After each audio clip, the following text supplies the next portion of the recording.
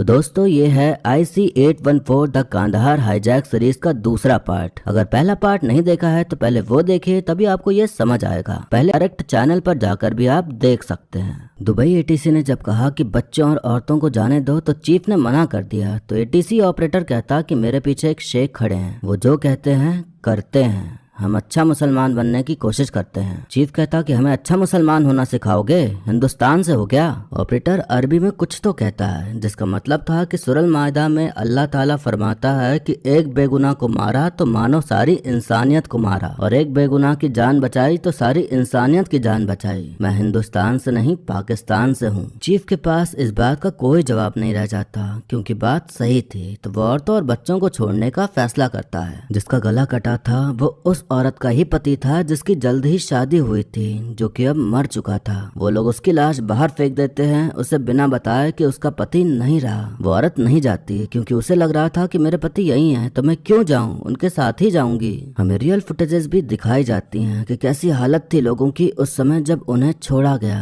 अमृतसर में एक्शन न ले पाने की गलती तो हुई थी, और उस गलती से अपना पल्ला झाड़ते हुए जो मौजूद नहीं था उस वक्त, यानी कि कैप्टन शरण, उन्हीं पे सब डाल दिया जाता है। मीडिया वही छाप रही थी जो उन्हें सुनने मिल रहा था डिपार्टमेंट में बैठे लोगों से। सिर्फ नंदिनी ही थी जिसने कैप्टन के फेवर में खबर छापी। डीआरएस सोच रहे थे कि तालिबान ने इस फ्लाइट को मंजूरी क्यों दी। तालिबान के संस्थापक मुल्ला उमर ने 1996 में अफगानिस्तान पर हुकूमत कायम की और उसे पूरे अफगानिस्तान का नेता घोषित किया गया। उसने खुद को उपाधि दी अमीर अल मोमिनीन, यानी कि वफादारों का सेनापति। मुल्ला उमर का सपना था सभी इस्लामिक देशों के साथ मिलकर एक ऐसा इस्लामिक राज्य बनाने का जिसे पूरी दुनिया पहचाने, पर हुआ इसका बिल्कुल उल्टा। तालिबान के हिंसक इतिहास को देखते हुए ज्यादातर देशों ने उनसे अपने रिश्ते तोड़ लिए। भारत ने भी काबुल में अपना दूतावास बंद कर अफगानिस्तान से सारे रिश्ते खत्म कर दिए। मुकुल जी कहते हैं कि तालिबान, ISI सब एक ही थाली के चट्टे बट्टे हैं। हाईजैक का दूसरा दिन 25 दिसंबर 1999।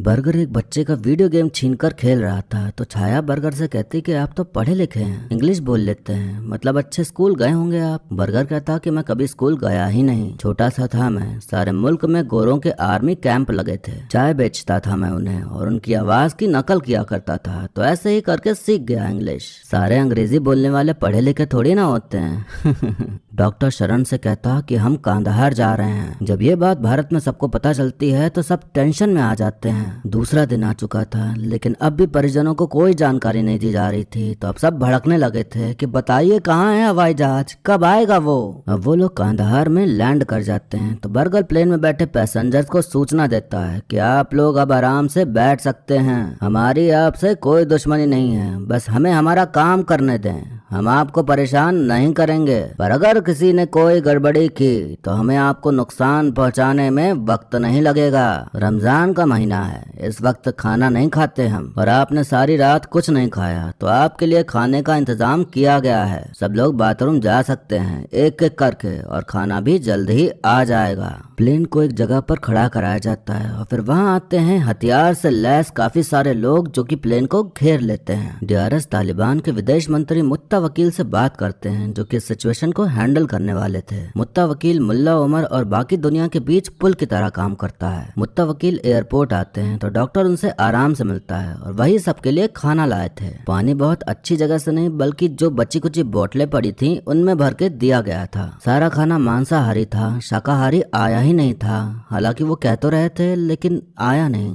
देश के प्रधानमंत्री अब जाके अपना पहला बयान देते हैं कि जिन्होंने हाईजैक किया है वो क्या चाहते हैं ये नहीं बताया है अभी तक, लेकिन वो जो भी चाहते हैं उसे पाने का ये सही तरीका नहीं है। भारत ऐसे लोगों के सामने झुकेगा नहीं, न डरेगा न बात करेगा। वीके कहते हैं कि गठबंधन सरकार है, तो जब सारी पार्टियां कहेंगी बात करने को तो ही पीएम कह पाएंगे, तब तक अपनी तैयारी पूरी कीजिए। प्रधानमंत्री ने बात करने से मना कर दिया था, तो चीफ कहता कि यहाँ से तेल भरवाओ और इनकी संसद में ही भिड़ा दो चल के। जो लोग प्लेन में फंसे हैं उनके बारे में सोचा ही नहीं जा रहा था कुछ भी। अभिजीत विजय भान से कहते हैं कि अगर आप UN और रेड क्रॉस से बात करें कि वो मीडिया लेकर वहाँ पहुंचे तुरंत, फिर शायद तालिबान ईंधन देने से डरेगा। हाईजैक का तीसरा दिन आ जाता है और अब बाथरूम से बदबू आना शुरू हो गई थी, क्योंकि इतने लोग जा रहे थे तो गंदा हो रहा था और जाम हो रहा था सब कुछ। जिनके लोग प्लेन में थे उन सबका रो रो के बुरा हाल था, तड़प रहे थे वो कि उन्हें वापस ले आओ या तो हमें ही चले जाने जाने दो उनके पास। बदबू काफी बढ़ गई थी तो बर्गर डॉक्टर से पूछता है कि दरवाजा खोल दूं क्या, तो डॉक्टर हाँ कर देता है। तो इंद्रानी तुरंत दरवाजा खोल देती है तो डॉक्टर उसे खींच के थप्पड़ मार देता है कि तुमसे बोला गया क्या खोलने को, जब तक कुछ करने को कहा ना जाए तब तक कुछ मत करना, समझे। चीफ शरण से कहता कि तेल आ चुका है, चलिए प्लेन उड़ाना शुरू करिए, दिल्ली जाना है। तो शरण कहता कि 16 घंटे से ज्यादा हवाई जहाज हवा में था, कोई तकनीकी जांच नहीं हुई है, कोई सर्विसिंग नहीं हुई है, प्लेन क्रैश हो सकता है। तो चीफ कहता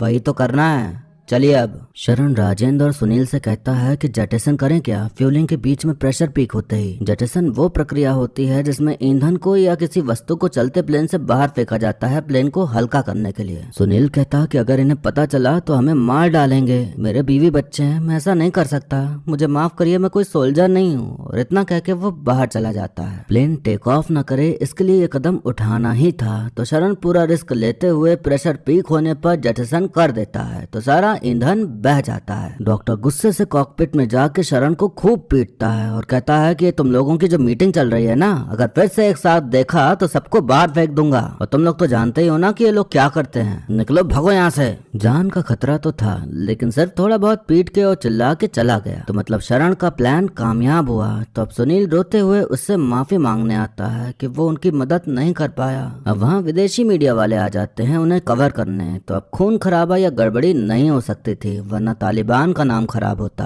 मुत्ता वकील प्रेस को बताते हैं कि हम अपनी तरफ से सारी सुविधा दे रहे हैं उन्हें, जो हो सकता है हमसे वो सब कर रहे हैं। एक विदेशी पत्रकार पूछती है कि वो कांधार ही क्यों आए। तो मुत्ता वकील कहते हैं क्योंकि वो आना चाहते थे। तो पत्रकार कहती कि इतनी जल्दी खाना पीना सारी व्यवस्था कैसे हो गई, जैसे ही प्लेन उतरा उसके 1 घंटे के अंदर सब खाना पीना पहुंच गया। तो इस बात पे मुत्ता वकील कोई जवाब नहीं दे पाते। मुकुल जी परेशान हो गए थे कि खाली मीटिंग मीटिंग चल रही है सबकी, अरे फैसले लो, आगे बढ़ो, काम खत्म करो, बेवकूफ लग रहे हैं हम सबके सामने। पार्टी मीटिंग करने के बाद ये तय होता है कि हाईजैकर से बातचीत की जाएगी। भारत का ज्यादातर मीडिया शरण के पीछे पड़ा था, सिर्फ नंदनी थी जो सरकार के पीछे पड़ी थी कि 3 दिन हो चुके हैं, आखिर वो कर क्या रहे हैं। अब एक टीम बनाई जाती है जो कांधार जाके हाईजैकर से बात करेगी, जिसमें थे रंजन जी, मुकुल, डीआरएस और अभिजीत। और मुकुल चुने जाते हैं जो कि हाईजैकर से बात करेंगे। हाईजैक का चौथा दिन आ जाता है। इंद्रानी डॉक्टर से कहती कि आपके पास फोन है तो आप प्लीज मेरे घर पे फोन कर दीजिए, अगर फोन उठ गया तो मतलब मेरे पापा ठीक होंगे। डॉक्टर फोन कर देता है और फोन उठ जाता है, जो कि उठाती है केयर टेकर। मतलब वो नहीं गई जहाँ उसे जाना था, बल्कि पिताजी के साथ ही रही। राम ने दिनेश को धर दबोचा था, जिसने लाल बैग प्लेन में रखा था, तो उसे खूब टॉर्चर कर रहा था, नशे के इंजेक्शन लगा रहा था ताकि वो बताए कि आखिर लाल बैग में था क्या। तो दिनेश बता ही देता है कि उस बैग में 17 किलो आरडीएक्स है। इतना आरडीएक्स बहुत था एक प्लेन के परखच्चे उड़ाने के लिए। राम तुरंत विकी को खबर कर देता है और बताता है कि यह काम डॉक्टर ने करवाया है। टीम कांधार पहुंच जाती है तो विकी उन्हें भी खबर दे देता है कि प्लेन में 17 किलो आरडीएक्स है लाल बैग में। कांधार दुनिया की खबरों में ओसामा बिन लादेन के कारण आया। अफ्रीका में अमेरिकी दूतावासों के धमाकों के बाद अमेरिका पर युद्ध का ऐलान करके ओसामा बिन लादेन कांधार में आकर छुप गया। मुल्ला उमर ने उसे शरण दी, पर इस शर्त पर कि वो अमेरिका पर और आक्रमण नहीं करेगा। ओसामा ने ये शर्त ज्यादा समय तक नहीं मानी। कांधार में उस समय 2 फौजें थीं, तालिबान और एक वो फौज जो अफगानिस्तान की सारी अफीम की खेती पर नियंत्रण रखती थी। लिहाजा इस फौज के पास पैसे भी ज्यादा थे और ताकत भी। ये फौज ओसामा की ज्यादा वफादार थी। तो अब इसी कांधार में मुल्ला उमर और तालिबान भी थे और इसी कांधार में ओसामा बिन लादेन भी। दोनों साथ थे भी और नहीं भी। अब टीम को एक जगह दी जाती है जहां वो अपना पूरा सेटअप लगाते हैं हाईजैकर से बात करने के लिए। मुत्ता वकील भी वहां आ जाते हैं और जब जब बातचीत होनी थी वो वहीं रहने वाले थे। कनेक्शन बना के मुकुल जी पहले कैप्टन शरण से बात करते हैं कि देश को गर्व है आप पर और हौसला बनाए रखने के लिए आपका शुक्रिया। हम जल्द ही आप सबको वापस ले जाएंगे। चीफ कहता कि यहाँ से कोई बाहर नहीं जाने वाला और जरूरत पड़ी तो और लोग मारे जाएंगे। मुकुल कहता कि एक काम करिए, आप मार ही दीजिए, आपके भी 5000 से ज्यादा लोग हमारे पास हैं, हम उन्हें मार देते हैं, ठीक है ना। ऐसे बात करेंगे तो बात नहीं हो पाएगी, फिर बता दे रहा हूँ, पूरी इज्जत के साथ कह रहा हूँ कि बात करें। सोच लीजिए, कल सुबह बात करते हैं हम, आप थके हुए लग रहे हैं अभी। हाईजैक का 5वां दिन 28 दिसंबर 1999। टॉयलेट साफ करने के लिए लोगों को बुलाया जाता है, पर इतना ज्यादा बदबूदार और गंदा हो गया था कि वो लोग भी कुछ नहीं कर पाते। अंग्रेज को टॉयलेट के बगल में ही बैठाया था हाईजैकर्स ने, क्योंकि उसे स्पेशल ट्रीटमेंट चाहिए थी, तो वो पगला रहा होता है बदबू के मारे। अंग्रेज तेज इतना चिल्लाया जा रहा था तो छाया सोचती कि उसका तो काम है पैसेंजर्स को कोई तकलीफ ना होने देना, तो वो खुद ही चली जाती है टॉयलेट साफ करने, पर वो इतना गंदा था कि उसे उल्टी हो जाती है। काठमांडू में आईएसआई आक्रामक हो गई थी और वो रॉ से जुड़े लोगों को मारने लगी थी। अब हाईजैकर्स कागज में अपनी मांगे लिखकर दे देते हैं, जो कि थी 35 लोग, सज्जाद अफगानी की लाश और $200 मिलियन। मुकुल चीफ से बात करते हुए कहते हैं कि सज्जाद अफगानी को दफन कर दिया हमने 6 महीने पहले। चीफ कहता है नापाक जमीन पर नापाक तरीके से दफन किया है हमारे भाई को, दफन हम करेंगे अपने शहीद को, समझे आप? मुकुल कहता बताइए, उसी नापाक जमीन के लिए लड़ते रहते हैं आपके लोग। चीफ कहता कि आपकी हुकूमत ने नापाक किया है हमारे कश्मीर को। एक टॉयलेट तो काफी गंदा था पर एक में कुछ टेक्निकल खराबी थी, तो शरण बर्गर से परमिशन मांगता है कि वो चाहे तो ठीक कर सकता है टेक्निकल इशू। मुकुल कहता कि अगर पैसे चाहिए थे तो कोई बैंक वैंक लूट लेते ना, इतनी जहमत तो नहीं उठानी पड़ती। मुझे तो लगता है कि कोई और लिख कर दे रहा है डिमांड, आप सीधा उनसे बात कराइए ना, वैसे तो सुन ही रहे होंगे वो लोग भी, तो आइए डायरेक्ट बात कर लीजिए ना। सबको समझ आ गया था कि 35 नाम तो ऐसे ही दिए हैं, उन 35 में से उनके लिए जरूरी 3-4 लोग ही होंगे। शरण टॉयलेट ठीक कर देता है तो सब पैसेंजर्स उसके लिए तालियां बजाते हैं, क्योंकि टॉयलेट खराब होने से सांस लेना भी दुश्वार हो गया था। नंदनी काठमांडू पहुंच जाती है तो वहां से उसे पता चलता है कि रॉक के चीफ कैलाश उस प्लेन में ही हैं। तो शालिनी कहती कि ये खबर नहीं छप सकती, अगर हाईजैकर्स को पता चल गया तो वो डिमांड्स और आसानी से मनवा पाएंगे। लिस्ट में मसूद का भी नाम था, तो संजय मसूद को थप्पड़ मारते हुए पूछता है कि बताओ तुम्हें कौन छुड़ाना चाहता है? मसूद कहता कौम के सिपाही छुड़ाना चाहते हैं मुझे, पूरी दुनिया के मुसलमान भाई जो मेरी बात पर यकीन करते हैं वो सब छुड़ाना चाहते हैं मुझे, बहुत से लोग हैं, किस किस का नाम बताऊं? हाईजैक का 6वां दिन। मुकुल बातचीत करते हुए कहते हैं कि चलिए एक नाम तो बता दीजिए जो आपको चाहिए ही चाहिए। तो चीफ डॉक्टर की तरफ देखता है तो डॉक्टर कहता कि कहो कि हमें सब चाहिए। मुकुल एक और मौका देता है तो चीफ डॉक्टर से कहता कि भाई का नाम दे देते हैं, तो डॉक्टर कहता कि समय मांगो, तो चीफ कह देता है कि 5 बजे बात करते हैं। चीफ डॉक्टर से कहता कि मैं अपने भाईजान को छुड़ाने आया था, बाकी मैं कुछ नहीं जानता यहाँ क्या चल रहा है, आपको जिससे फोन पे बात करनी है कर लीजिए, मुझे मेरा भाई चाहिए। अब बात ये आ जाती है कि इन आतंकियों को पकड़ने के लिए न जाने कितने जवान शहीद हो जाते हैं, तो इनको कैसे छोड़ दिया जाए, पर जो प्लेन में है उनकी भी जानें बचानी है। तो यहाँ बहुत बड़ा धर्म संकट आ जाता है कि किसकी सुनी जाए किसकी नहीं, कोई ना कोई तो नाराज होगा ही। डीआरएस मुत्तवकील से कहते हैं कि अफगानिस्तान को स्कूल कॉलेज अस्पताल चाहिए, आप जैसे कितने होशियार लोग हैं उनके लिए करियर भविष्य विकास चाहिए, लेकिन आपकी धरती पर इस तरह की मांगे की जा रही हैं, क्या ये गैर इस्लामी नहीं है? मीडिया पूछ रही है कि आप इसकी इजाजत कैसे दे सकते हैं? मुकुल फिर से यही कहते हैं कि एक नाम बताइए जो आपका अपना है, तो चीफ कहता कि सभी अपने हैं। तो मुकुल कहते हैं कि एक पर अटकेंगे तो कुछ नहीं होगा, तो चीफ कहता कि ठीक है फिर कल जहाज उड़ेगा और जहां हम चाहेंगे वहीं भिड़ जाएगा जाके। मुकुल कहता कि मैं अब तक आपका लिहाज कर रहा था इब्राहिम मियाँ। चीफ शॉक हो जाता है कि इसे मेरा नाम कैसे पता? मुकुल जी कहते हैं कि हम भी नौसिखिया नहीं है, हमें भी मालूम है कि जहाज में आपके साथ कौन कौन है, हमें भी मालूम है कि उनको कैसे कैसे नुकसान पहुंचाया जा सकता है। आखिरी ऑफर दे रहा हूँ, मसूद और 4 आदमी जो हम चाहें या फिर मसूद और 2 आदमी जो आप चाहें। चीफ कोई जवाब नहीं देता। मुकुल चाह रहे थे कि अपने कमांडोज लाके ठोक देते हैं सालों को, 2-4 लोग अपने जाएंगे तो कोई बात नहीं, लेकिन ये तो खत्म हो। मुत्ता वकील डीआरएस से कहता कि अमीर ने आज सबकी मीटिंग बुलाई है, हम अपनी पूरी कोशिश करेंगे और इस जमीन पर कुछ भी गैर इस्लामी नहीं होने देंगे। मुकुल डीआरएस से कहते हैं कि मुत्ता वकील से बात करो कि हमें एक्शन लेने दें, तो डीआरएस कहता कि वो नहीं मानेगा। मुकुल खुद ही चले जाते हैं बात करने, तो मुत्ता वकील गुस्सा जाता है और बात बिगड़ने की उम्मीद दिखना शुरू हो जाती है। डीआरएस बताता है कि अमीर की मीटिंग तरनक किला में है, तरनक किला में उसामा रहता है, जिसका मतलब कि अगर मीटिंग वहाँ है तो शायद फैसले लेने में वो भी शामिल होगा। अब्राहम वीके से मिलने आता है तो वो पूछते हैं कि हाईजैकर्स बम के बारे में क्यों बात नहीं कर रहे। राम कहता है कि उन्हें पता ही नहीं होगा, अलकायदा को पता है, अमजद जानता है, अगर बातचीत असफल रही तो बम आखिरी रास्ता होगा उनका। एक आदमी चंद्रकांत टीम को जानकारी देता है कि मसूद के बाप मौलाना अल्लाह बख्श ने 1.5 साल पहले इलियास कश्मीरी से मदद मांगी थी मसूद को छुड़वाने के लिए। इलियास ने अमजद को ये काम दे दिया। मुकुल कहते हैं कि ओसामा की क्या दिलचस्पी है इसमें। डीआरएस कहते हैं कि ओसामा मौलाना अल्लाह बख्श का बहुत सम्मान करता है। अभिजीत कहते हैं कि अमजद ने काठमांडू से हाईजैकिंग की योजना बनाई, काठमांडू में उसने आईएसआई से मदद मांगी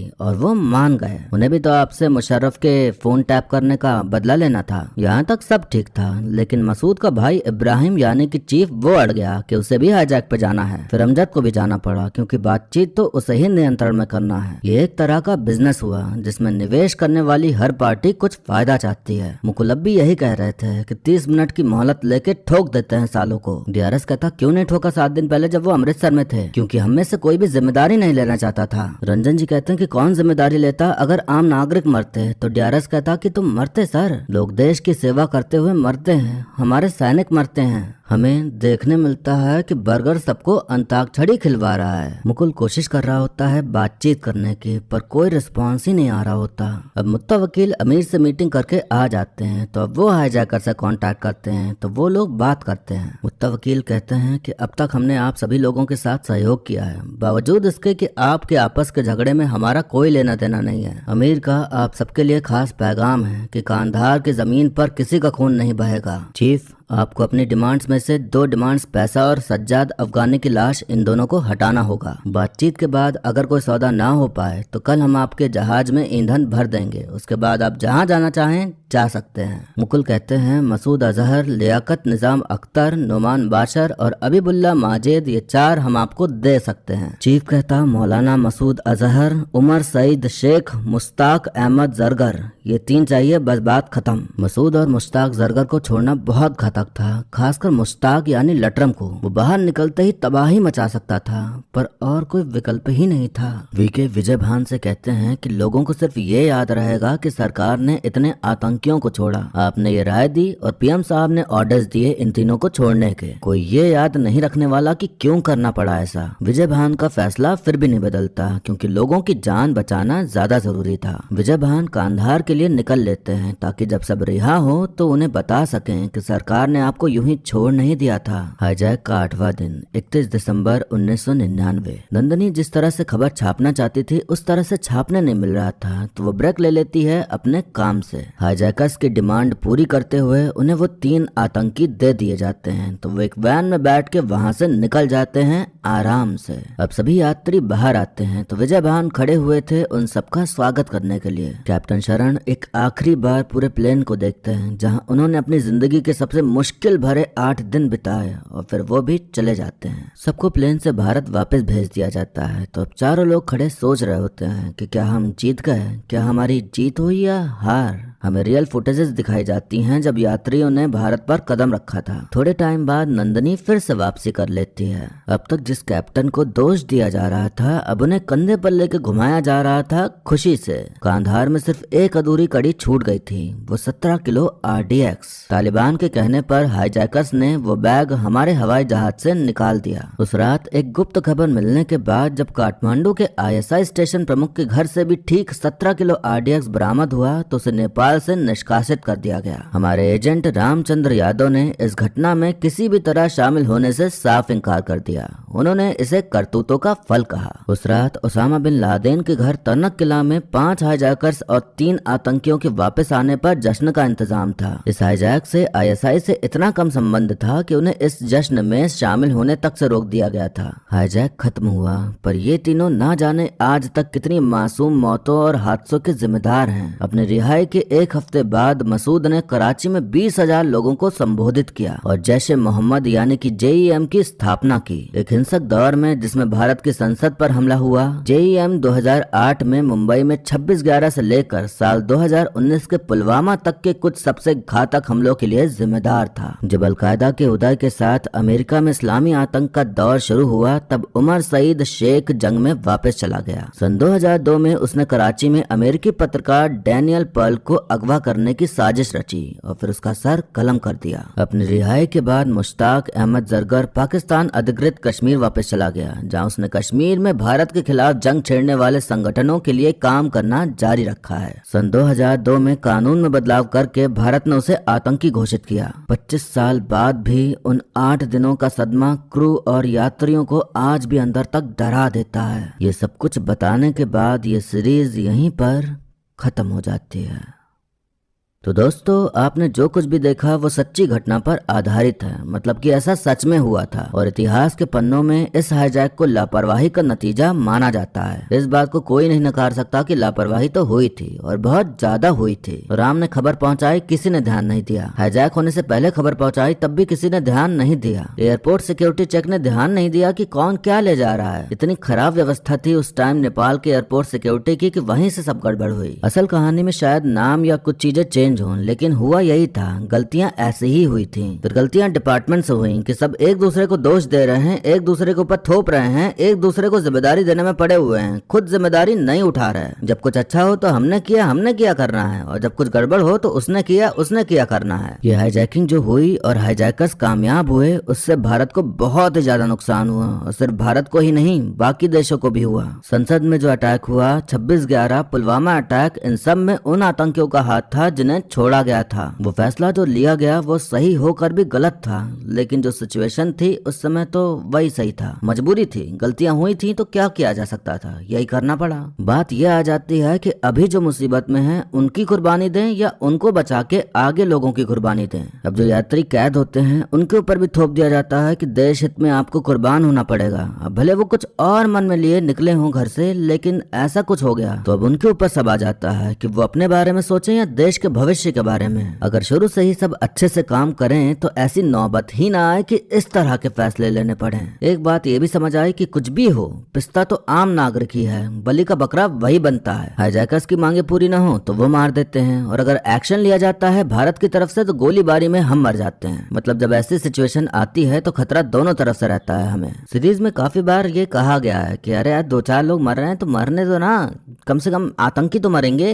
तो 2-4 अब कौन होगा, हम होंगे, आप होंगे, या कोई भी हो सकता है, या जो एनएसजी कमांडोज हैं या जो सोल्जर्स लड़ रहे हैं वो भी हो सकते हैं। हालांकि पूरी कोशिश की जाती है कि एक भी कैजुअलिटीज ना हो, लेकिन जब होती है तो उसे कोलैटरल डैमेज कह दिया जाता है। परिवार वालों को कुछ पैसे दे दिए जाते हैं, हो गया सेटलमेंट, बात खत्म, आगे बढ़ो। ये जो हाईजैक हुआ वो कोई ऐसे अचानक से प्लानिंग नहीं हुई, बल्कि बहुत समय से प्लानिंग शुरू हुई थी, और इसके पीछे भी एक कहानी है जो कि काफी दिलचस्प है सुनने में। लेकिन जो भी हुआ सब मसूद को छुड़ाने के लिए ही था। इस सीरीज में जितना भी दिखाया गया है वो सच्चाई का लगभग 10% भी नहीं है। पूरी कहानी आप जानेंगे तो आप और भी चौंक उठेंगे कि क्यों इतनी लापरवाही हुई, क्यों अमृतसर में एक्शन नहीं लिया गया। सीरीज में हमें सरकारी लोगों के मुंह से काफी बार सुनने मिला कि इतिहास हमें अच्छे के लिए याद नहीं रखेगा। उनके प्रति सहानुभूति पैदा करने की कोशिश की गई, पर यह बात सच है तो है। जो जिम्मेदारी आपको मिली है, जो काम आपको मिला है, वो काम आपने नहीं किया तो जाहिर है कि आपको कोई अच्छे के लिए याद नहीं रखेगा। जब लापरवाही की है, काम चोरी की है तो उसी के लिए याद रखा जाएगा। ये बात बिल्कुल साफ है कि जो एजेंसीज हैं भारत में जो नजर रखती हैं इन सब गतिविधियों पर, उन्हें खबर थी कि ऐसा कुछ होने वाला है, पर शायद वो लोग ऑफिस में चाय समोसा खाने में ही लगे रहे। अगर सबने अपने काम की जिम्मेदारी ली होती तो ऐसे खतरनाक आतंकियों को ना छोड़ना पड़ता, जिन्होंने आगे चल के और आतंक मचाया और लोगों को मारा, प्रताड़ित किया। यह हाईजैक सिस्टम की नाकामी को दर्शाता है और दिखाता है कि कैसे हमारी जान के साथ खिलवाड़ किया जाता है अपनी कुर्सी, अपना औहदा, अपना भविष्य बचाने के लिए। बहुत सारी पॉलिटिक्स, बहुत सारा खेल होता है जिसे समझाने के लिए हमें सारा इतिहास पढ़ना पड़ेगा, जो कि इस वीडियो में तो बता पाना मुश्किल ही है। वैसे ये सीरीज बेस्ड है flight in the fair captain story book के ऊपर, जिसे लिखा है देवी शरण और सृंजॉय चौधरी ने। देवी शरण ही उस फ्लाइट के कैप्टन थे और उन्होंने ही बुक लिखी उस घटना के ऊपर, और उसी पर सीरीज ये बेस्ड है। कैप्टन शरण 4 दिन बाद ही फिर अपने काम पर वापसी कर गए थे। वो नहीं चाहते थे कि वो डर उनके ऊपर हावी हो, इसलिए उन्होंने थोड़ा आराम करके फिर से अपनी ड्यूटी निभाना शुरू कर दिया। उनके गले पर हाईजैकर्स ने बंदूक रखी हुई थी, जो कि 8 दिन तक उनके गले पर रगड़ खाती रही, तो उस बंदूक से घाव बन गया, जो कि आज भी उनके गले पर है। मेरे ख्याल से किसी ने कुछ हिम्मत दिखाई तो वो कैप्टन शरण और कैबिन क्रू ही थे, बाकी का तो कुछ कहा नहीं जा सकता। कई लोगों के मन में ये जरूर आया होगा कि आतंकियों को यात्रियों के साथ अंताक्षरी खेलते दिखाया, उनके साथ बहुत अच्छे से पेश आते दिखाया। उन 5 आतंकियों के नाम थे चीफ, डॉक्टर, बर्गर, और 2 बाकी जो थे उनके नाम थे भोला और शंकर। इस बात से भी कई लोगों को बुरा लगा कि उनका नाम भोला और शंकर क्यों है। यहाँ मैं आपको बताना चाहूंगा कि जिन्होंने फिल्म बनाई है उन्होंने अपनी मर्जी से नाम नहीं रखा है, ये नाम आतंकियों ने खुद रखे थे। आतंकी अपना असली नाम नहीं बताना चाहते थे, इसलिए ऐसे नाम रखे और इसी से बुलाते थे एक दूसरे को। आप सरकारी जो साइट है इस पर भी देख सकते हैं, उनका नाम यही था। एक गलती अनुभव सिन्हा से ये हो गई कि असली नाम आखिर में बताना चाहिए था कि क्या है इन आतंकियों के नाम, तो शायद फिर लोगों के मन में इस तरह की कंफ्यूजन ना पैदा होती। दरअसल ये सब बातें कैप्टन ने खुद डायरेक्टर को बताई और उनकी बुक में ये सब लिखा भी है। उन्होंने ये भी बताया कि पैसेंजर्स और हाईजैकर्स ने नंबर शेयर किए थे, एक दूसरे को गले भी लगाया। बाद में हाईजैकर्स ने आके कैप्टन से माफी मांगी और कहा कि कोई कभी जरूरत हो तो बताना। अब हम लोग तो वहाँ थे नहीं, अब कैप्टन थे, उन्होंने ही सारी बातें बताई। अब वो सच बोल रहे हैं या फिर क्या कहानी है वो तो वही जानते हैं। जो वहाँ से बाहर निकला है वही ये सारी चीजें बताया होगा, तभी ये सारी चीजें लिखी गई होंगी। अब उस समय क्या सिचुएशन रही होगी, क्या चल रहा होगा प्लेन के अंदर, वो तो उसी हिसाब से सब कुछ हुआ होगा। हम ये भी नहीं कह सकते कि आतंकी भी इंसान होते हैं, उनमें भी दिल होता है। वो आतंकी हैं तो हैं, अब फिर वो चाहे कितना ही अच्छा बर्ताव करें। अब उन पैसेंजर्स के लिए फायदेमंद रहा इनका अच्छा बर्ताव करना, उनकी जान बच गई, बस यही कह सकते हैं। अब सीरीज की बात की जाए तो जितना मैंने इधर उधर से पढ़ के जाना उतना इस सीरीज में कुछ था ही नहीं, बस ऊपर ऊपर की ही कहानी है। बहुत सारे मंझे हुए कलाकारों को एक साथ देखकर अच्छा लगा, पर हर कलाकार को बहुत ज्यादा स्क्रीन टाइम नहीं मिला क्योंकि ज्यादा बड़े रोल नहीं थे। ऐसा लगा कि सुई का काम है लेकिन तलवार लेके आ गए हूँ। सबसे बढ़िया काम मनोज पावा और विजय वर्मा का ही लगा। अरविंद स्वामी जिन्हें हमने बॉम्बे फिल्म में देखा है, वो इतने टाइम बाद हमें देखने मिले एक्टिंग करते हुए, तो उनका किरदार मुझे काफी सही लगा और एक्टिंग भी अच्छी है। पैसेंजर्स के साथ हम कनेक्ट नहीं हो पाते, उनका दुख हमें फील ही नहीं होता, तो इस चीज को महसूस कराने में डायरेक्टर अनुभव सिन्हा नाकामयाब रहे। ऐसे टॉपिक पर मूवी या सीरीज बनना जिसमें हमारी नहीं दुश्मन की जीत हुई हो और ऐसे दिखना कि हाँ हमारी गलती थी, तो ये ऐसा फील देती है जैसे ऐसी सीरीज हमारे लिए नहीं उनके लिए हो। वो लोग अपने लोगों को दिखाते होंगे कि देखो कैसे हमने अपने लोगों को छुड़ाया था। इस सीरीज में वो खुद को हीरो मानते होंगे। अब चलिए वीडियो यहीं पर खत्म करते हैं, वरना मेरे पास तो बहुत कुछ है बोलने को, मैं बोलता ही रहूंगा और आप लोग बोर हो जाओगे। बाकी आप अपना कर्तव्य निभाते हुए बताइए कि वीडियो कैसी लगी, और अब तक सब्सक्राइब नहीं किया है तो सब्सक्राइब कर लीजिए ताकि आगे भी आपको ऐसी ही वीडियोस मिलती रहें। बाकी मिलते हैं अब अगली वीडियो में, तब तक के लिए टाटा बाय बाय और नमस्ते।